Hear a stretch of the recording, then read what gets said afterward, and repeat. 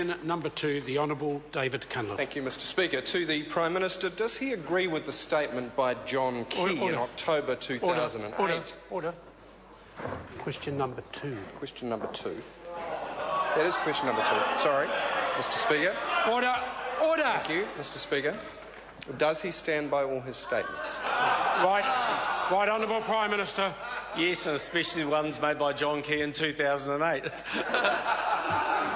He might want to hear what it was, Mr Speaker. Supplementary question, Honourable David Cunliffe. Does he agree with the statement by John Key in October 2008 that if Labor had, quote, in 2005-2004 cut taxes, New Zealand would be a lot better off now? Right, Honourable Prime Minister. Mr Speaker, yes. Mr Speaker. Supplementary question, the Honourable David Cunliffe. Why does the Prime Minister believe that, given that it would have reduced the fiscal surpluses run by the last Labor government and left the country less well able to deal with the global financial crisis? Right, Honourable Prime Minister. Mr Speaker, not necessarily. If Labor had made better policy decisions for the last 4 or 5 years of being in government, this country would be a lot better. Instead, they increased government expenditure enormously. They robbed New Zealanders of their own hard-earned dollars by overtaxing them. They spent far too much money and they forced up interest rates. And we all know that under a Labor government of the future, interest rates would also go up quicker than they otherwise would do. Order.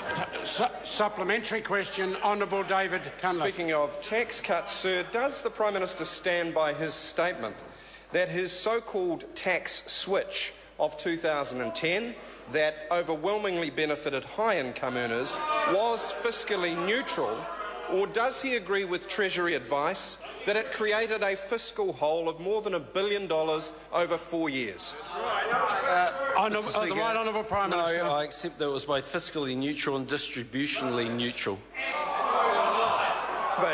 Mr Speaker, supplementary question, Honourable David Cunliffe. Can the Prime Minister confirm that National has never yet run a fiscal surplus under his leadership? Right Honourable Prime Minister. Mr Speaker, I can, but I can also confirm one's coming.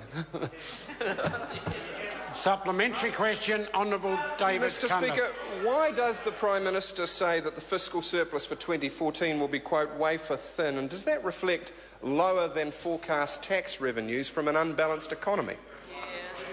Right Honourable Prime Minister. No, Mr Speaker, but it does. The member raises a very good point. Just how challenging it's been to actually get New Zealand back to surplus. How few countries in the world had done it.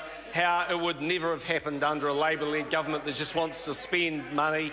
How it would never have happened when New Zealanders were overtaxed with a capital gains tax. How it wouldn't have happened so easily when New Zealanders were having to work longer under more restrictions. The truth is, this is a national government that's pro-growth, that's getting the country back to surplus, and this is an opposition that's opposed to growth. Supplementary question, Honourable David Cunliffe. Why does the Prime Minister stand by his position that he wants to make this economy safe for speculators? And why will he not have a capital gains regime like almost every other developed country in the world? Right Honourable Prime Minister. Mr Speaker, because we must be well and truly ahead of Labor, because there is already a capital gains tax for speculation and property. Order. Question number 3, Chris Ockenville. Thank you, Mr Speaker. To the Minister for